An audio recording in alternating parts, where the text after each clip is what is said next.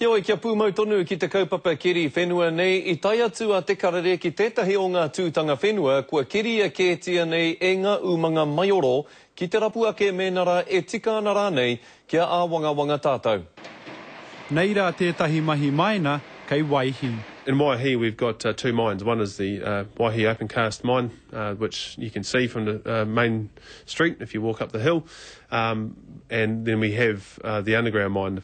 Rua te kaumārua tau tēnei kamupene e keri kaurāna I e nei whenua.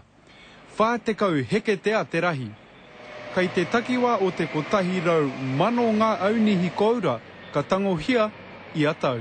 If we continue to exploit those resources for short-term gains, in the long term we're going to suffer. Engari, kaore te ao kari whenua I te whakae, e whakapono ana rātau he oranga kai roto mo Aotearoa whānui. Certainly there's some economic benefit to that. If you think about jobs, for example, here in Waihi we've got 350 jobs.